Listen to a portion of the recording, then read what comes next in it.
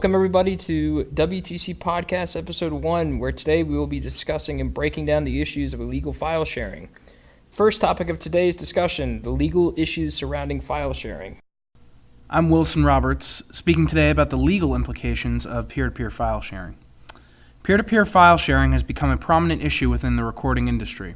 The issue has brought forward countless legal suits against those using file sharing, as well as the companies that support it. The issue has even reached the federal level with the RIAA versus Napster and MGM versus Grokster decisions. There are many aspects to the legal side of the controversy. Firstly, where do we draw the line? Copyright law says that as soon as a song leaves your head and is put on paper, it is the property of the artist. At this point, the artist controls all aspects of the music. This includes, but is not limited to, reproduction, distribution, display, performances, and derivatives. Currently, the term for a copyright is 70 years. But as Furman professor Dr. John Armstrong explains, there is a lot of controversy with this length of time. It's hard to say where this is going to go, but there's always a tension going on in copyright law between folks who want to extend the duration of copyrights, typically companies that own copyrighted materials. Of course, it's always in their interest to have that extended, and the classic example is Disney wanting to extend its copyright on Mickey Mouse.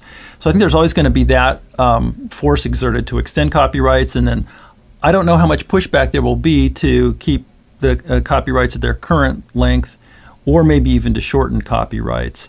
But I think in terms of having a really strong economic interest, I think it's all on the side of the extension of copyright. So I guess I'd be a little less surprised if copyrights were lengthened rather than if they were shortened. One of the big controversies in peer-to-peer file sharing is sampling. The definition of sampling is quite simple, using a piece of copyrighted work in a different piece. But the issue is quite complex. Sampling without permission is technically illegal. However, the severity or how much is owed to the artist depends on how much of the song is used, how popular the song is, and the intention of the sampler. Dr. Armstrong explained the complexity of sampling for us. My understanding is that the latest with mashups is that the high-profile mashup artist that I'm familiar with is Girl Talk, who's a guy actually, but Girl Talk, you would think would be a prime target for legal action by the recording industry, but to my knowledge, Girl Talk has not successfully been sued for copyright infringement. So it's still really up in the air as to what is the status of mashups, whether they're legal or not. And I think it's an important question because it's become a pretty vital and creative form of music. When a song is used on the radio, in a movie, in a video game, and so on, the artist is subject to receiving royalties from those who use the piece. The Recording Industry Association of America, better known as the RIAA, has been the most vocal opponent of peer-to-peer file sharing. The RIAA complains that there has been a sharp decline in record sales because of peer-to-peer file sharing. But could this claim be exaggerated? Could the rise of single download platforms such as iTunes be hurting sales for whole records? Is there perhaps not really even a problem at all? Dr. Armstrong addressed this issue for us as well. Well, I think when they talk about their decrease in sales, they talk about whatever their sales levels are, I think they're taking iTunes into consideration for that as part of their sales, because iTunes is really wired in with the industry now, and it's an accepted part of doing business for them. You hear different things about this. There have been some analyses, some economic analyses that indicate that peer-to-peer file sharing is not really cutting into the music industry's business. It's just that their business model is really outdated, and there's some problems with music now, and that it's almost a cultural argument that there aren't that many good artists around, and good artists aren't breaking through, and they aren't being promoted, and there's really sort of a stranglehold on creativity. I don't know how much of that is true, but it's certainly one consideration. It does seem kind of intuitive that people illegally downloading music would cut down on record sales, but again, there's some evidence that goes the other way. So I guess that's not really a clear yes or no answer, but it's It's an interesting issue. The RIAA also started a campaign that they call the End User Legal Campaign. This campaign sought to create awareness of peer-to-peer file sharing. According to the RIAA website, awareness of the illegality of peer-to-peer file sharing rose from 35 to 70% throughout the campaign.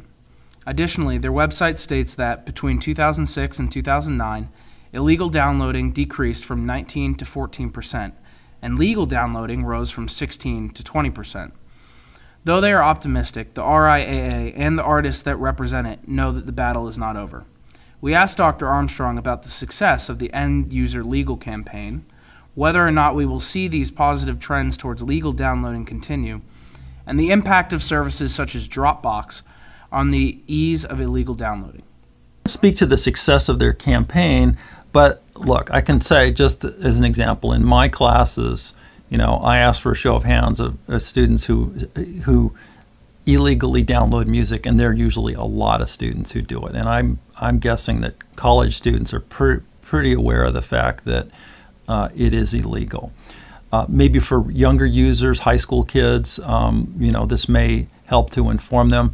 Whether this is really going to prevent them from doing it, I don't know.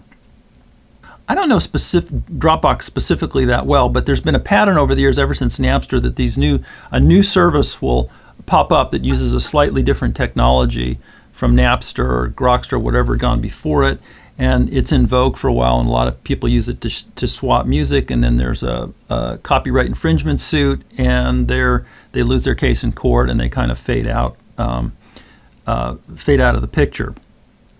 So I don't know if that will continue with the Dropbox program or not.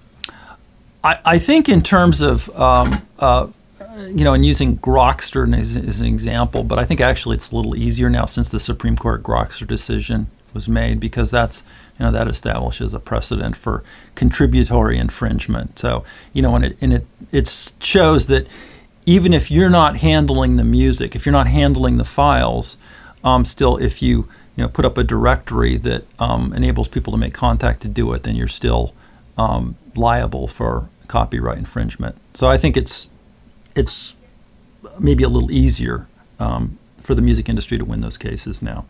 I think it really went down quite a bit when iTunes caught on, but I think it's kind of leveled off. And again, just sort of judging non-scientifically from students raising hands in my law class about downloading music, I think a lot of people are still doing it, particularly in the college student age group. But what are the consequences for illegal downloading? The penalties, which range from $750 to $250,000 fines and up to 5 years of jail time, are severe. But we asked Dr. Armstrong if it is really that easy to get caught. I actually think it's very hard to get caught. I think getting caught and I certainly don't encourage people to do it, because it's very unpleasant if you are caught, and it can be very expensive. But I think it's almost the same approach as giving traffic tickets, that people are running yellow lights all the time and making illegal U-turns, and a really small percentage of them gets traffic tickets.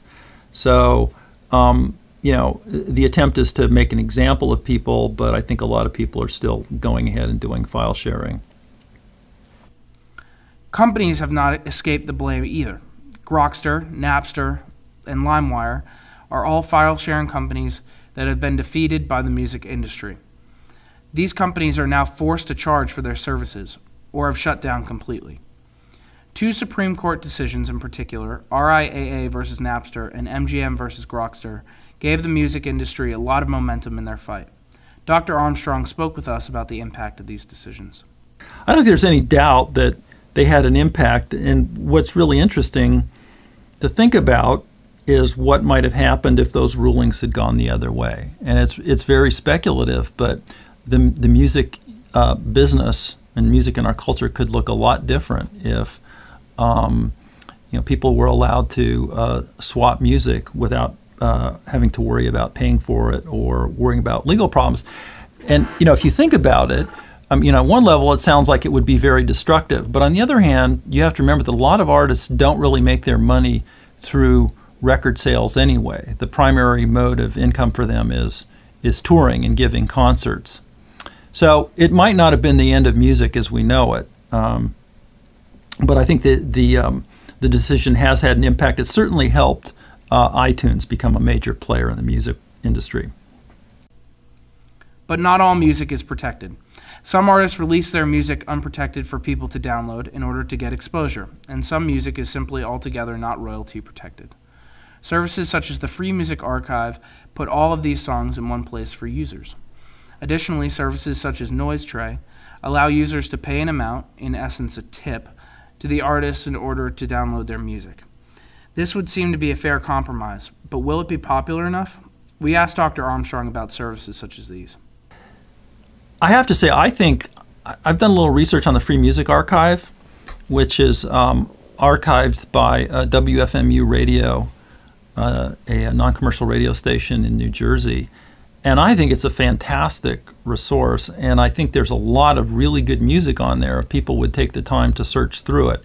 And it is not the audio equivalent of YouTube because it's curated. And there are disc jockeys who have pretty good knowledge of music who are making judgments about what gets into the Free Music Archive and what doesn't. I'm less familiar with NoiseTray, but I think they are. I think they would be great solutions, but they just haven't. They don't seem to have caught people's fancy. They're not. It's not widely used, unfortunately, which I think is a shame. But it's. I guess it's still important to have a major recording company behind you to market your music. That still seems to make a difference. So how will history look back on this era of music downloading?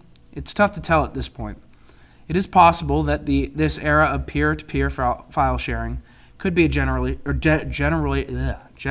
thing, something to do while we waited for something like iTunes.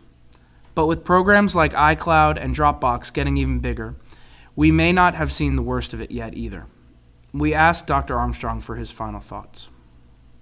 I'm actually surprised that it seems to me that it is a little less than a generational phenomenon than I would have thought, because a generation of college students 15 years ago, I think were 15 years ago, let's say 12 years ago, were using Napster quite a bit. But I don't think peer-to-peer file sharing has really tapered off, because again, I think a lot of young people, college-age students, are still doing illegal peer-to-peer file sharing. We're still running that risk. So I think it's really continued on to another generation. The second topic of discussion for today's podcast is about the effects illegal file sharing has had on the entertainment industry. Hi, this is Travis Cowan. To begin with the business aspect of all things illegal file sharing, I want to state a quote I stumbled upon while reading through the website wallstreet.com. The internet revolution has birthed an epidemic of illegally sharing files, known as torrents or peer-to-peer networks. It is hard for the government to shut down these services because they are encrypted and usually hosted in foreign countries and companies. Yet, the content that belongs to companies and individuals still spreads like wildfire throughout the globe, getting downloaded legally and free of charge thousands of times. And the owning companies never seen any reimbursement. Now, with the rise in peer-to-peer and torrenting and other file sharing tools being used on a wide scale, the question being asked around is this hurting the entertainment industry, or does it really not have that great of an effect at all? From a business perspective and from an economic perspective, illegal file sharing is hurting it. Let's look at the recording industry, for example. According to the RIAA report, that music sales in the United States have dropped 47% since Napster first debuted in 1999. The RIAA claims that more than 71,000 jobs have been lost as a result of illegally downloading music. Because of the rise in illegal file sharing, record labels themselves are more inclined to focus their money and time on established artists and only a few promising new artists. One might consider that with the rise of paid services such as iTunes or Rhapsody, or streaming services like Pandora or Spotify, peer-to-peer file sharing still exists. Illegally downloading music has had a significant impact on the music industry, resulting in a loss of profits and jobs, and changing how music is delivered to the masses. People typically look to using paid services, because they know they are not breaking the law, and they are also paying for the convenience of the service. illegally downloading and other music theft has led to the reduction of the pricing power held by Spotify and its peers, encouraging those companies to generate profits by cutting costs in the form of artist compensation. Also, because of the level of easy access and availability of free music, it has created a situation in which musicians themselves have less pricing power. Why does this exist? Well, the answer is simple. Because their music is available free for elsewhere, they are forced to take what they can get for their work. In 2004, New York Times had an interview with Professor Coleman S. Trump of the University of North Carolina at Chapel Hill and gave some insight into the issue of illegal file sharing. He suggested that previous research assumed that every download could be thought of as a lost sale. In reality, most downloaders were drawn to free music and were unlikely to spend $18 on a CD. He broke it down simply like this. Say I offer you a free flight to Florida. How likely is it that you'll go to Florida? It's very likely because the price is free. If there were no free ticket, that trip to Florida would be much less likely. Similarly, free music drew all kinds of people, but it doesn't mean that those people would buy CDs at $18. Now that we've seen the cons that have been associated with illegal file sharing, let's look at the contrary opinion. A report put out by the London School of Economics showed that the entertainment industries are actually doing quite well.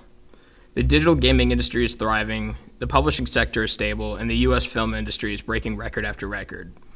The report mentions that despite the Motion Picture Association of America, the MPAA, claim that online piracy is devastating the movie industry, Hollywood achieved record-breaking global box office revenues of $35 billion in 2012, a 6% increase over 2011. Even the music industry is doing relatively well.